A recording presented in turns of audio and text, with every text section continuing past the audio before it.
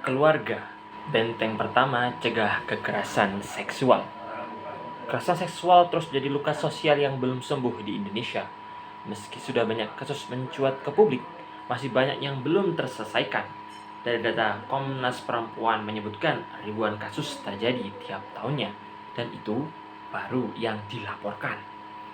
Namun ada satu hal yang sering luput dari perhatian kita, yakni peran keluarga. Pemerintah telah mengesahkan Undang-Undang Nomor 12 Tahun 2022 tentang tindak pidana kekerasan seksual. Di dalam pasal 86 menegaskan bahwa keluarga bukan hanya tempat berlindung, tapi juga aktor utama dalam mencegah terjadinya kekerasan seksual. Lantas, bagaimana bentuk nyata partisipasi keluarga yang dimaksud di dalam hukum normatif ini? Nah, ada 6 langkah keluarga dalam mencegah kekerasan seksual. Yang pertama adalah edukasi sejak dari rumah. Ajarkan nilai moral, etika, agama, dan budaya kepada anak-anak. Sampaikan dengan bahasa yang sesuai usia. Edukasi ini bisa meliputi pengenalan bagian tubuh pribadi, batasan-batasan dalam berinteraksi, hingga sikap waspada terhadap situasi berisiko. Yang kedua, bangun komunikasi yang terbuka. Seorang anak perlu tahu bahwa rumah adalah tempat paling aman untuk bercerita. Luangkan waktu khusus seperti with time tanpa gadget, agar hubungan orang tua dan anak semakin dekat dan saling timbul kepercayaan. Yang ketiga, kuatkan ikatan emosional. Anak yang merasa disayangi cenderung lebih terbuka. Orang tua yang hadir secara emosional bisa menjadi tempat pertama bagi anak ketika menghadapi masalah.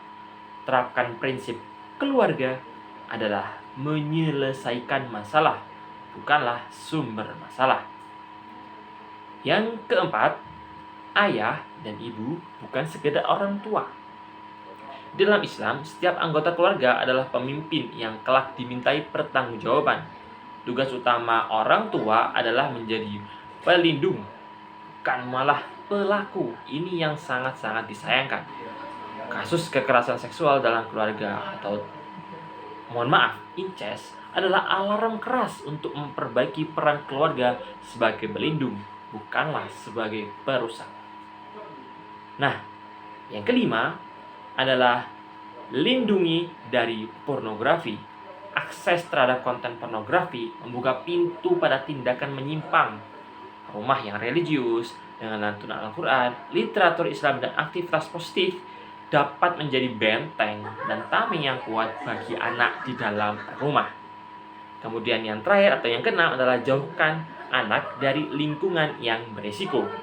Orang tua perlu membimbing anak memilih lingkungan dan pergaulan yang sehat, tidak hanya secara fisik tetapi juga secara virtual. Media sosial adalah dunia baru yang penuh dengan jebakan dari luar yang tidak dapat orang tua pantau secara langsung. Nah, semua poin di atas sebenarnya bukan hal baru. Al-Quran dan hadis sudah jauh-jauh hari menekankan pentingnya pendidikan keluarga, komunikasi yang baik, kasih sayang dalam rumah tangga, serta menjauhi zina dan lingkungan rusak. Misalnya dalam Quran Surat At-Tahrim ayat 6 mengajak kita menjaga keluarga dari api neraka.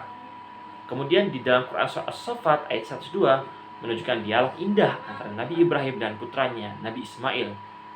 Dan hadis Nabi menegaskan, setiap kalian adalah pemimpin dan akan dimintai pertanggungjawaban atas apa yang dipimpinnya.